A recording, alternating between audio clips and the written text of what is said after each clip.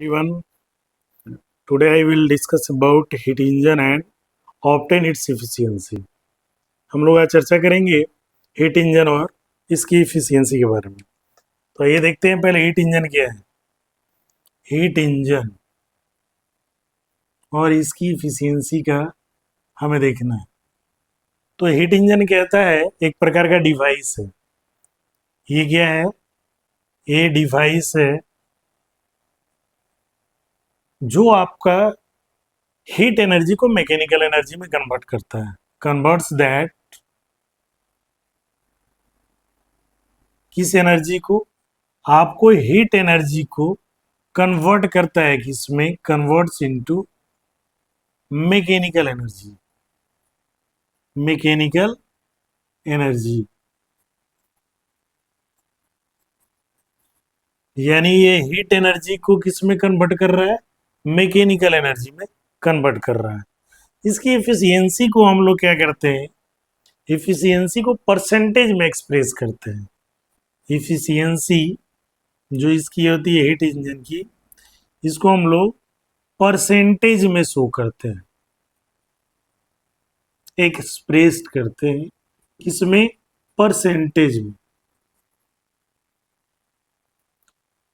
तो ये कहता है कि इफिशियंसी फिर क्या है? हीट इंजन की इफिशियंसी को कैसे लिख सकते हैं? तो ये कहता है रेशियो बिटवीन किसके किसके बीच? Work output to the heat input. Work output to the heat input. Generally आपका इफिशियंसी आपने पढ़ा होगा आउटपुट अपॉन इनपुट इनटू 100। तो ये एक चीज और नोटेबल पॉइंट है कि हीट इंजन की इफिशियंसी ऑलवेज लेस देन 1 होती है। हीट इंजन की जो इफिशियंसी होती है ना, इंजन इफिशियंसी जो इसका है always less than 1। Always less than 1, या कह सकते हैं 100% से आपका हमेशा ही कम होता है। 100% से हमेशा ही कम होता है। अब ये सवाल आपसे हमेशा पूछा जाता है कि हीट इंजन की इफिशियंसी 100% या 1 से कम क्यों होता है? तो इसका जवाब ये आता है, जवाब आप पाएंगे कि ये सेकेंड लॉ ऑफ थर्मोडायनेमिक्स के हिसाब से, सेकेंड लॉ ऑफ थर्मोडायनेमिक्स क्या कहता है? थर्मोडायनेमिक्स के हिसाब से कहता है some heat energy is always lost to the environment as waste heat. Some कौन सा हमने लिया? Heat energy always lost, is always lost to environment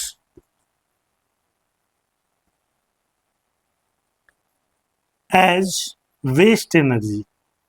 as waste कह सकते हैं, as waste heat.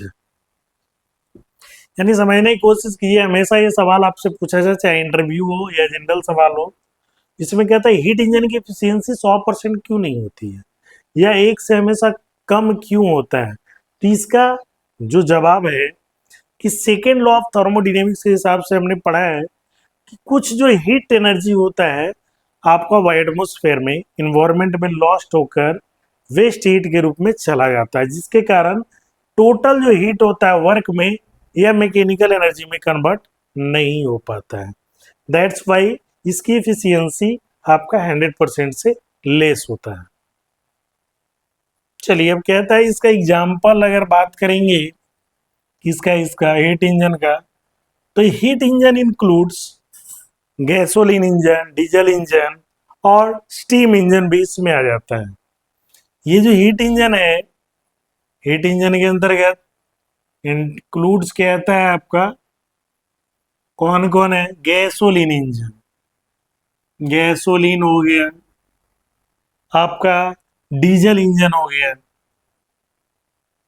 Diesel engine हो गया, और कह सकते हैं इसमें कौन सा स्टीम इंजन हो गया। ये सारे हीट इंजन के एग्जाम्पल है, स्टीम इंजन हो गया। ठीक है, हीट इंजन जो ऑपरेट होता है, ये हीट को हॉट सोर्स से लेता है, कुछ वर्क करता है और हीट को रिजेक्ट कर देता है, किसमें, कोल्ड सिंक में। यानी ये हीट इंजन जो है, हीट इंजन आपका हीट को लेता है कहां से, हीट लेता है कहां से, heat taken from hot source, taken from hot source, hot source से लेता है।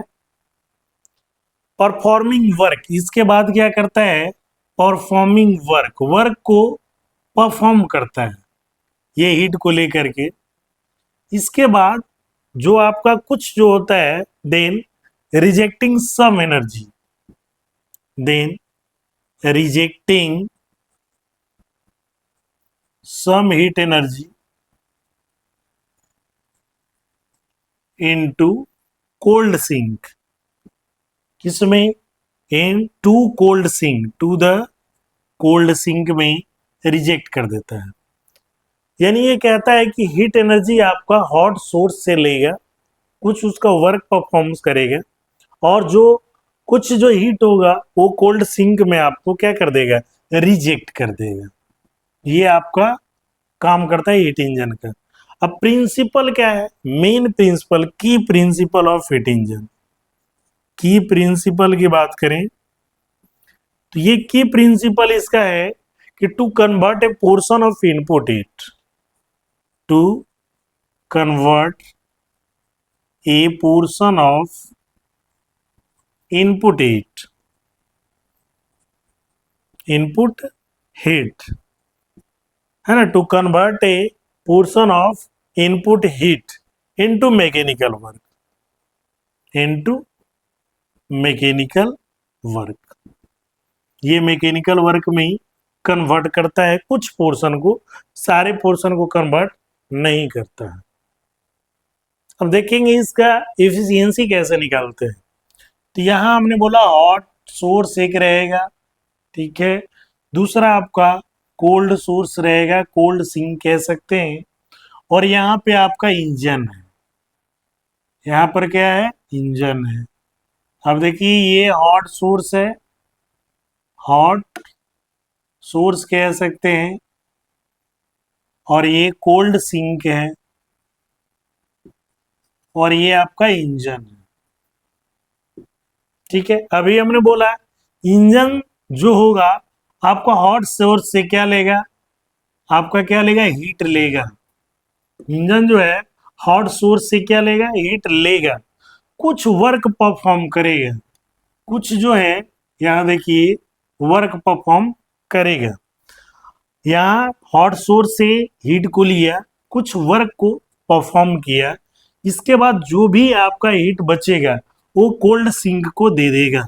किसको दे देगा, कोल्ड सिंक को दे देगा।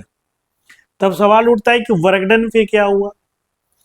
तो हॉट सोर्स से जो आपको हीट लिया इंजन, और कोल्ड सिंक में जितना दिया, दोनों का जो डिफरेंस होगा वो आपका वर्क डन दे देगा। तो वर्क डन इजकल टू क्या हो जाएगा, यानी क्यू हॉट जो लिया और आपका क्यू कोल्ड में जो हीट गया, इसमें से इसको अगर घटा लेंगे तो ये वैल्यू आपका मिल जाएगा। या इसको कह सकते हैं, क्योंकि इसी से आपका ये हॉट से ही ये और ये दोनों वर्क हुआ है, तो आप देख लीजिए क्यू एच इजकल टू लिख सकते हैं, क्यू एच इजकल टू क्या लिख सकते हैं, वर्क प्लस क्यू सी। देखिए ये वर्क है और क्यू सी इसी से आया है, सो वर्क इजकल टू क्या हो जाएगा, Q H minus Q C. ये आएगी बात समझ में, यानी इसी हीट से। तो अब बात करेंगे इफिशियंसी का। तो इफिशियंसी इटा इजकल टू क्या है आपका वैल्यू, वर्क डन। अभी हमने बोला आउटपुट के रूप में क्या मिलेगा, वर्क डन मिलेगा, और इनटू आपका क्या दिया, हीट एडेड, यानी हीट सप्लाइड कितना हमने किया है, इनटू 100। ये परसेंटेज में इफिशियंसी आती है। तो वर्क डन इक्वल टू क्या लिख सकते हैं, QH minus QC upon QH into क्या हो जाएगा, 100 हो जाएगा। अब इसी को लिख सकते हैं ईटा इक्वल टू क्या लिखेंगे, ये हो जाएगा 1 minus QC upon QH into क्या हो जाएगा 100। ये आपकी हीट इंजन की एफिशिएंसी हो गई। अब एक और हम एग्जाम्पल से इसे समझने की कोशिश करेंगे कि ये एफिशिएंसी कैसे निकालते हैं। अब देखिए इस एग्जाम्पल से समझेंगे, हॉट रिजर्वायर है, हॉट रिजर्वायर है, यहाँ ये कोल्ड रिजर्वायर हमने ले लिया, कोल्ड रिजर्वायर ले लिया, ठीक है। अब यहाँ पर इंजन की हमने बात की है तो इंजन ले लिया है। अब ये क्या है, अब देखिए यहाँ से मान लिया जाए ये ऐसे आया ऐसे, और यहाँ से वर्क डन आपका निकलेगा। तो ये देखिए हीट इंजन है, ये आपका हीट इंजन है। तो यहाँ कहता है जो QH यहाँ से आपका आ रहा है, QH की वैल्यू मान लिया जाए 1000 जूल है, और इसका जो इसमें आ रहा है आपका QC का वैल्यू आपका कितना है, QC का वैल्यू 250 जूल है, 250, या यहाँ इसको ले लें 750 जूल है कह सकते हैं।